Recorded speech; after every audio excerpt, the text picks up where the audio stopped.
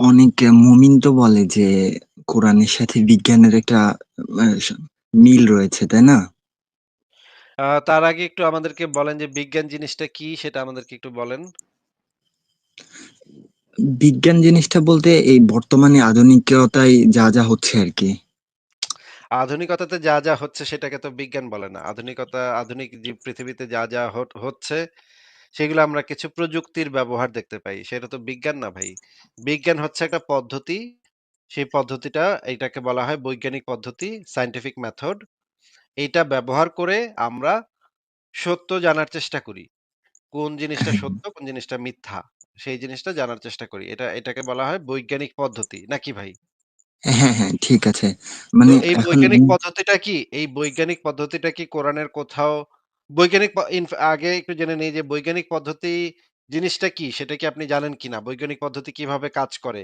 একটা যে flow chart আছে বৈজ্ঞানিক পদ্ধতির, যে ১ম এ ইনফরমেশন কালেক্ট করতে হয়, তারপরে অ্যাসাম্পশন করতে হয়, তারপরে সেটাকে টেস্ট করতে হয়, এক্সপেরিমেন্টাল ডেটা থেকে আবার করতে হয়।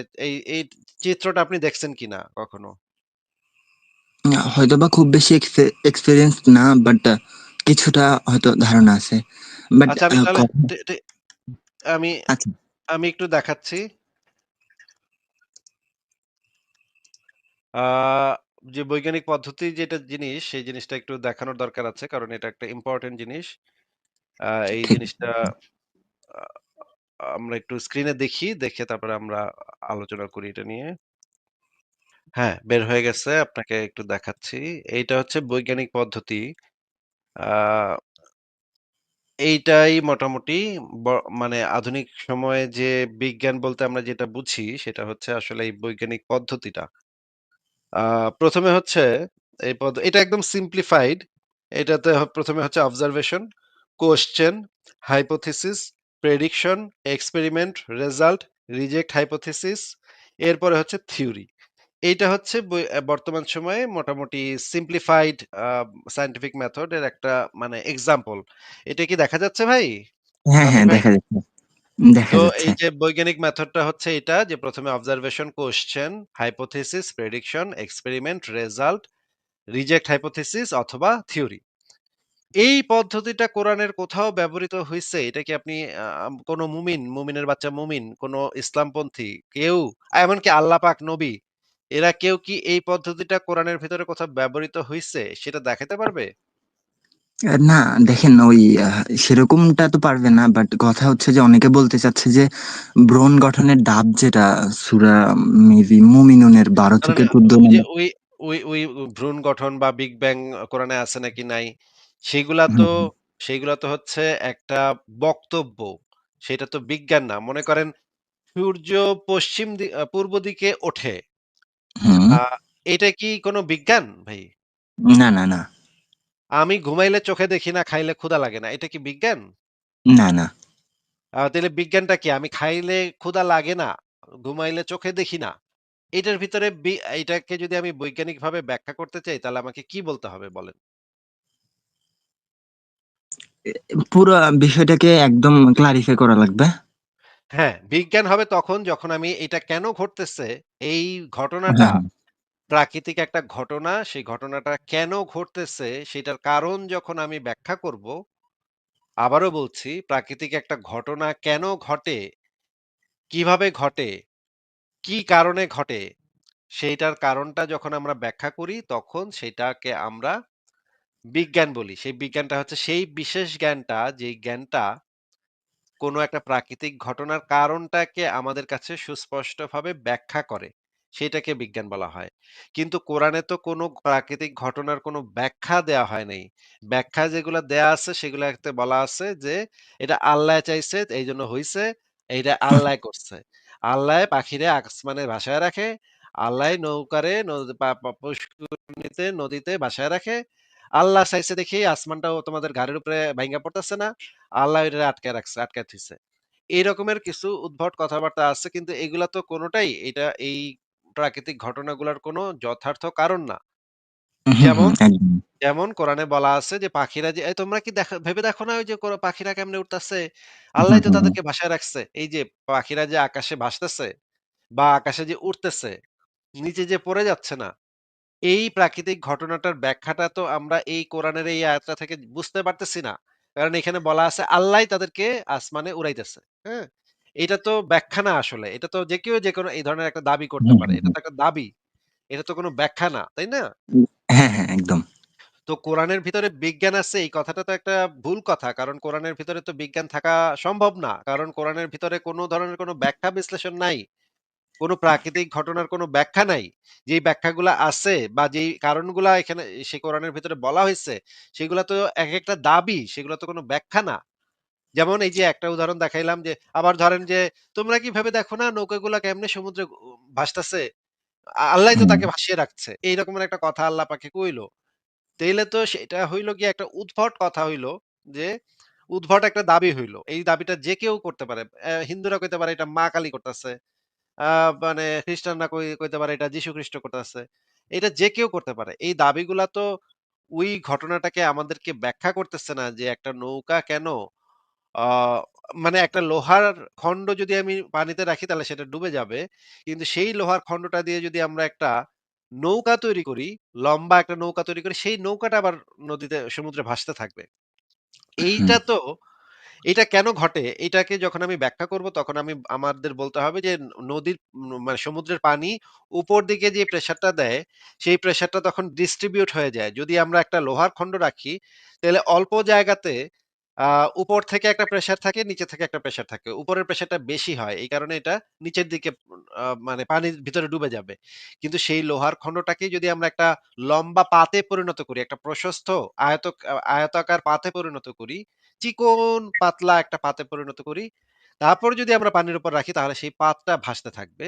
যদি সেটা যথেষ্ট পরিমাণে পাতলা হয় তাহলে সেটা পাতটা ভাসতে থাকবে। এই যে ব্যাখ্যাটা যখন আমি করব সেই ব্যাখ্যাটা হচ্ছে বিজ্ঞান। কিন্তু কোন প্রাকৃতিক ঘটনার বিবরণ কোন ধর্মগ্রন্থে থাকা তো সেটার আ সেটাকে তো বিজ্ঞান বলে না ভাই।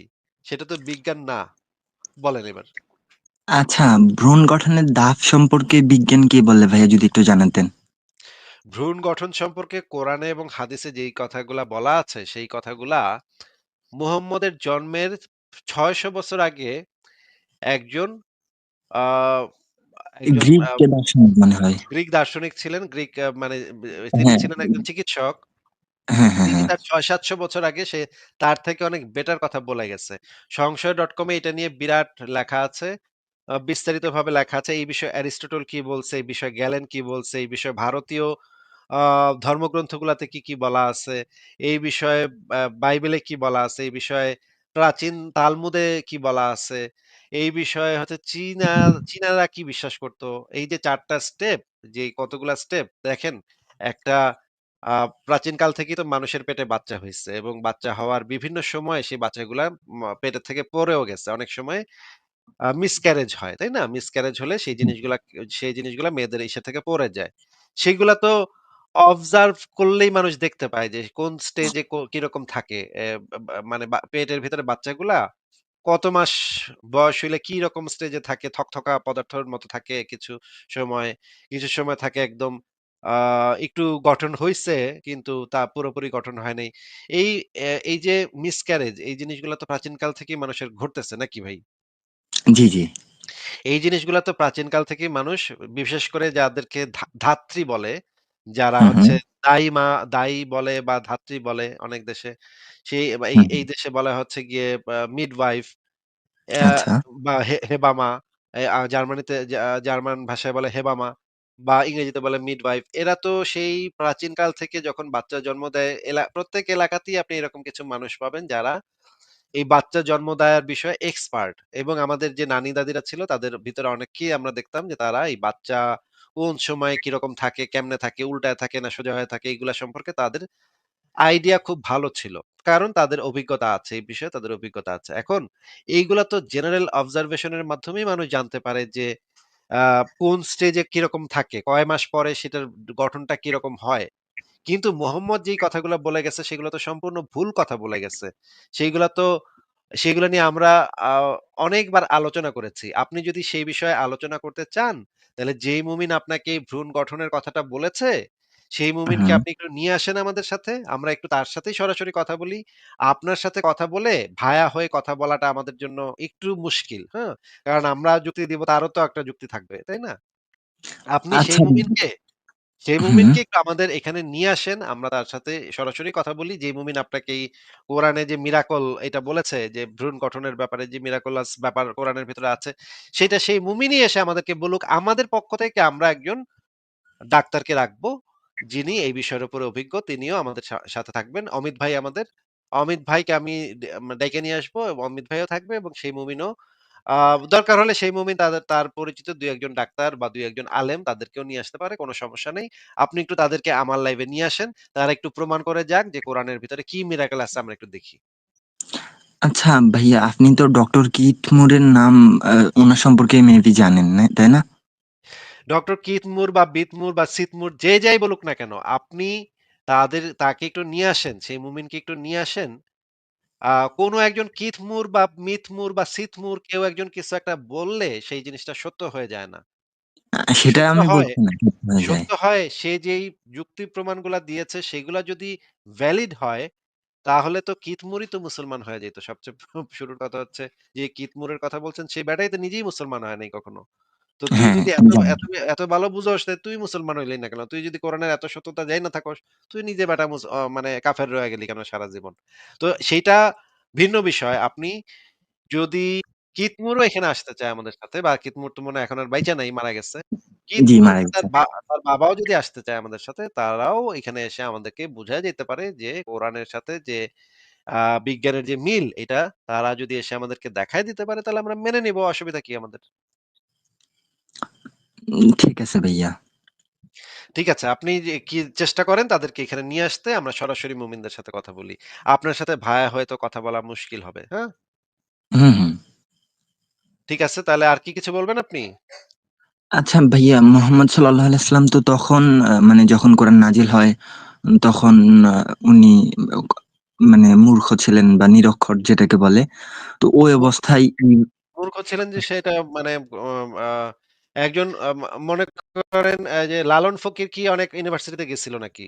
এটা না, না। আপনি জানেন যে লালন ফকির কোন ইউনিভার্সিটিতে পড়ছিল? কোথা থেকে পিএইচডি করছে? না, না, জানি না। আ সে কি ইউনিভার্সিটিতে গেছিল কখনো? না, না, শুনি নাই কখনো। কাজী নজরুল ইসলাম তো নিশ্চয়ই হার্ভার্ড ইউনিভার্সিটিতে পড়ছে নাকি? সঠিক বলতে পারব না। না, কাজী নজরুল ইসলাম মাত্র ক্লাস ৫ পর্যন্ত পড়ছে। ৫ ও পাস করে নাই। তার আগেই পলায় গেছে। কিন্তু কাজী নজরুল ইসলাম তো বাংলাদেশের মানে জাতীয় কবি নাকি? হুম, হুম, হুম। তো মানে একজন মানুষের কিছু একটা রচনা করতে তাইলে তার পড়ালেখাটা ইম্পোর্টেন্ট কেন? পড়াশোনা ছাড়াও তো একজন মানুষ আশপাশ থেকে, তার পরিবেশ থেকে, তার আশপাশের মানুষ থেকে অনেক কিছু শিখতে পারে নাকি? হ্যাঁ, এটার জন্য তো পড়াশোনা করাটা, স্কুলে গিয়ে পড়ালেখা করাটা জরুরি কিছু না। হ্যাঁ, সেটা ঠিক। তাহলে মোহাম্মদ যে অশিক্ষিত ছিল, মূর্খ ছিল এরকম কথা বলতেছেন কিভাবে? মূর্খ তো আসলে একজন কৃষকও তো সেই অর্থে মূর্খ না। কারণ একজন কৃষকও তো না, না, কিভাবে নিরক্ষর বলতে চেয়েছিলাম ভাইয়া। নিরক্ষর বলতে চেয়েছিলাম অ্যাকচুয়ালি। মোহাম্মদ স্লিপ যে অফ টাং। নিরক্ষর ছিল, মোহাম্মদ যে সারা জীবন নিরক্ষর ছিল সেইরকম কোনো প্রমাণ পাওয়া যায় না। সংশয়.com এ এই বিষয়ে লেখা আছে যে মোহাম্মদ যে নিরক্ষর ছিল না সেটার সপক্ষে অনেক প্রমাণাদি আমাদের কাছে আছে। সংশয়.com এ ঢুকে একটু দেখেন ভাই, হ্যাঁ? আর আমার YouTube চ্যানেলে ঢুকে নিরক্ষর লিখে একটু সার্চ করেন, অনেক আলোচনা পাবেন এই বিষয়ে। আচ্ছা, ঠিক আছে ভাইয়া। যাই হোক, আপনারা ভালো থাকবেন সবাই। আপনাদেরকে অনেক ধন্যবাদ যুক্ত থাকার জন্য। আজকের মতো বিদায়। শুভরাত্রি। দেখার জন্য অনেক ধন্যবাদ। আর যদি পারেন তাহলে আপনাদের যদি ভালো লেগে থাকে আলোচনাটা তাহলে আপনারা শেয়ার করতে পারেন সবার সাথে। কারণ এই কথাগুলো সবার শোনা দরকার। আমরা যে আলোচনাগুলো করেছি। ভালো থাকবেন। আজকের মতো শুভরাত্রি। Bye, by.